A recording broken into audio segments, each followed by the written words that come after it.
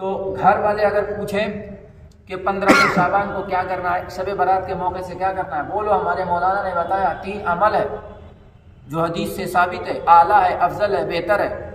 وہ پہلا عمل کیا ہے بھائی؟ رات میں اللہ تعالیٰ جتنا آپ کے لیے مقدر کرے، جتنا آپ سے آسانی کے ساتھ ہو سکے، آپ اس قدر عبادت کرو، جاگ کر کے گزارو۔ لیکن اس کا معنی یہ نہیں ہے کہ پوری رات دوڑتے رہو، پھرتے رہو، چلاتے رہو، چیختے رہو، حلوے پراٹھے کھاتے رہو، گاڑیاں چلاتے رہو، پٹاخے چھوڑتے رہو۔ یہ سب خرافات، بدعات اور جہالت کی قبیل سے ہے، اس پر تو وبال ہوگا، چہ جائے کہ تمہیں ثواب ملے۔ اس لیے اس سے بچ کر کے جتنی ہو سکے 1 پارہ آدھا پارہ تلاوت کر لو، 2 پارہ 4 پارہ کر لو، نفلیں پڑھ لو، دعائیں مانگ لو، ذکر و اذکار کر لو۔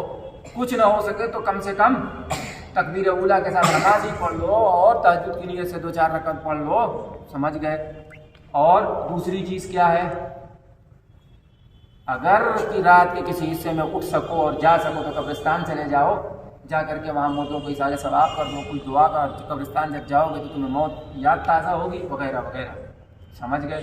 لیکن کبھی جاؤ کبھی نہ جاؤ، کسی سال گئے کسی سال نہیں گئے، لیکن اجتماعیت کے ساتھ پورے، جیسے بعض علاقوں میں ہے کہ مغرب کی نماز کے بعد پورا گاؤں خالی ہو جائے گا اور قبرستان چلے جائیں گے، یہ طریقہ قطعاً ثابت نہیں ہے، یہ ٹھیک نہیں ہے۔ حضور پاک صلی اللہ علیہ وسلم تشریف لے گئے، پتہ بھی نہیں چلا، گھر والوں کو نہیں معلوم تھا۔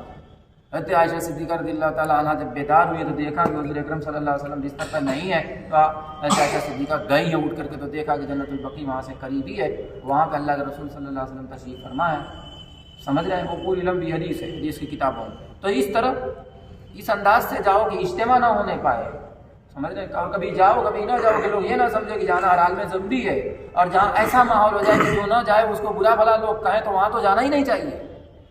ارے بھائی، جہاں ایسا ماحول ہو جائے کہ قبرستان اگر کوئی نہ جائے اور لوگ اس کو برا بھلا کہنے لگے تو وہاں نہیں جانا چاہیے، خاص طور سے بڑے بڑے عالم علماء کو تو اور نہیں جانا چاہیے، سمجھ رہے ہیں نا۔ اچھا جی، تیسری چیز کیا ہے؟ اگلے دن روزہ رکھنا، یہ بہتر ہے۔ اگر رکھ لے تو اچھی بات ہے، ثواب کا کام ہے، نہ رکھے تو کوئی وبال نہیں۔ تو بس آج کا ایک پیغام بس اتنا ہی ہے۔ انشاءاللہ آپ بھی اس پر عمل کریں گے، گھر والوں کو بتائیں گے، اپنے احباب کو، یار کو، دوستوں کو، پڑوسیوں کو، اعزاء اقربا اور جو بھی آپ سے ملیں یا پوچھنے والے ہوں، تو آپ کے ذہن میں ایک بات ہوگی تو انشاءاللہ آسانی ہوگی۔